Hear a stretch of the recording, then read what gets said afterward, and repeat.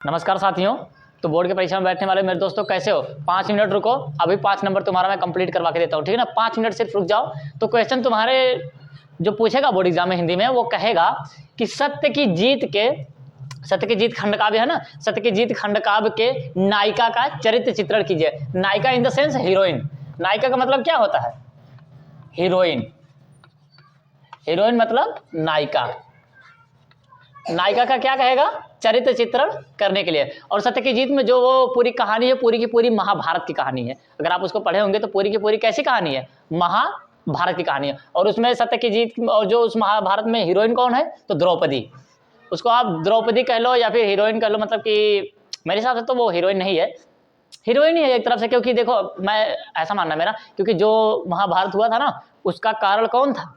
द्रौपदी। अगर वो ना बोली होती अंधे का पुत्र अंधा, तो ना दुर्योधन को इतना गुस्सा आया होता और ना ही वो उसका मतलब कि अपमान करता, ठीक है ना। तो वो तो बात की बात है, लेकिन हम लोग अपने बोर्ड पर देखे ना, द्रौपदी का क्या करना? चरित्र चित्रण। वो कैसे थी? निर्भीक और साहस, मतलब साहसी थी। उसके अंदर बहुत ही साहस था। उसके अंदर क्या था? बहुत ही ज्यादा साहस था। वो लड़ने में एकदम पूरी की पूरी सक्षम थी। अगर आप एक बार ध्यान से देखेंगे महाभारत को, तो एक बार वो तलवार वार लेकर के खड़ी हो गई थी लड़ाई करने के लिए। और नारी की शक्ति, दूसरी हेडिंग क्या डालनी है? नारी की शक्ति। हीरोइन की चर्चा करनी है, मतलब नायिका की ना। जिसके पास शक्ति नहीं होगी वो नायिका बन सकती है? नहीं बन सकती, ठीक है ना। तो दूसरी हेडिंग नारी की शक्ति। और तीसरी, न्याय और सत्य के प्रति वो कैसी थी? निष्ठावान थी, निष्ठायान थी। न्याय और सत्य के प्रति वो कैसी थी? ठीक ही थी। वो न्याय को हमेशा स्वीकारती थी। एक बार महाभारत में मतलब कि सभी सभा में खड़े होकर कह भी दिया था ना कि युधिष्ठिर से कि तुम्हें मुझे हारने का कोई अधिकार नहीं था, अब हार गए हो तो फिर मैं मुकरूंगी नहीं। वो चली जाती है, दुर्योधन की दासी बन जाती है, ठीक है ना। शस्त्र और शास्त्र, मतलब शस्त्र और शास्त्र की संतुलित शक्ति पर उसे क्या था? विश्वास था। वो भी विश्वास करती थी शस्त्र और शास्त्र की संतुलित शक्ति पर। वो क्या करती थी? विश्वास करती थी। इसलिए तो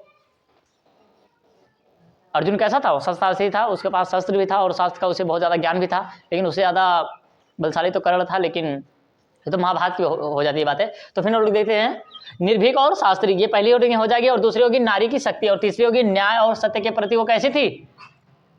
निष्ठायान थी। और चौथा, शस्त्र और शास्त्र संतुलित शक्ति पर क्या करती थी? वो विश्वास करती थी। मतलब कि वो मैजिक जादू पर नहीं, लेकिन लॉजिक जो शस्त्र शास्त्र है उसके ज्ञान पर क्या करती थी? वो विश्वास करती थी। ये 4 हेडिंग आप अच्छे से डालकर आ जाएंगे तो आपका एग्जामिनर एक भी नंबर नहीं काटेगा। तो बेस्ट ऑफ लक। आज के लिए सिर्फ इतना ही, मिलेंगे नेक्स्ट क्लास में। तब तक के लिए जय हिंद, वंदे मातरम।